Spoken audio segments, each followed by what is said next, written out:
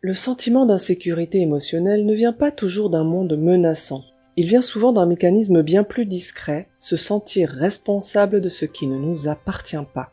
Beaucoup de personnes vivent une fatigue relationnelle profonde, non pas parce qu'elles manquent de protection, mais parce qu'elles entrent systématiquement dans les terrains émotionnels des autres.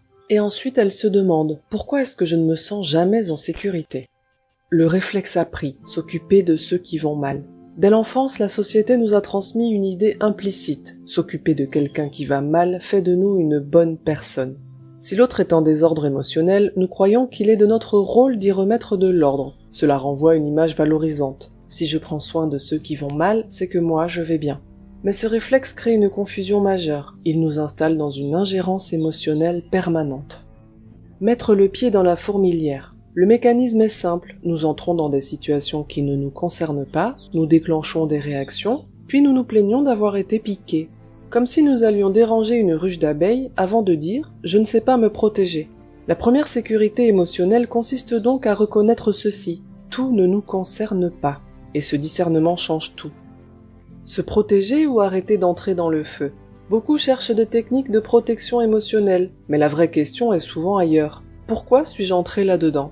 Si je dois porter une armure en permanence, c'est peut-être que je vais trop souvent dans des espaces qui ne sont pas les miens.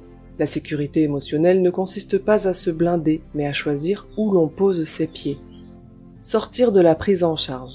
Être concerné par quelqu'un n'est pas le prendre en charge. On peut tenir compagnie, offrir une présence, apporter un geste simple, créer un espace rassurant, sans chercher à résoudre la vie de l'autre. La maturité relationnelle commence ici. Je suis avec toi, mais ta vie reste la tienne. Le vrai cœur de l'insécurité. Au fond, le sentiment d'insécurité émotionnelle ne parle pas seulement des autres, il parle de nous.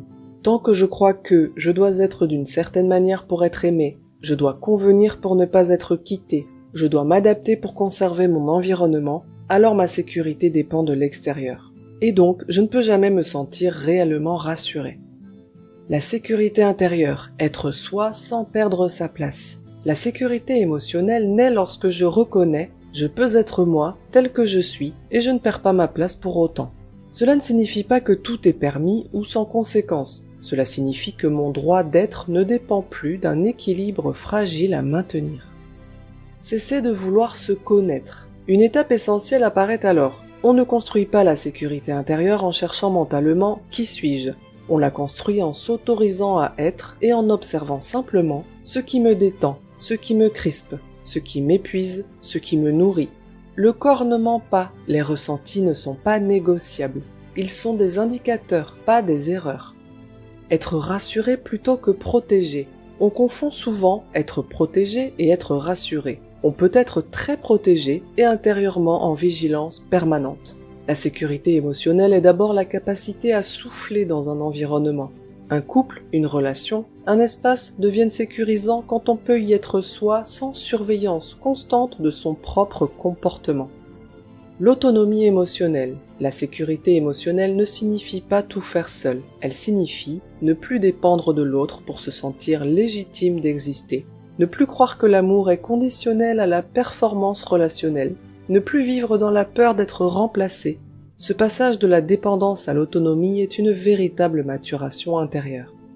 En conclusion, la sécurité émotionnelle ne se construit pas contre le monde. Elle se construit en remettant chacun à sa juste place. L'autre responsable de ses émotions, moi responsable de mes choix, et la relation comme espace de rencontre, non de réparation. Quand cela s'installe, le sentiment d'insécurité se dissout naturellement. Non parce que tout devient parfait, mais parce que je ne me perds plus en allant partout sauf chez moi. La maturité relationnelle naît quand chacun reprend la responsabilité de ses émotions. And under tree, through lands where never light is shone, by silver streams that run down to the sea.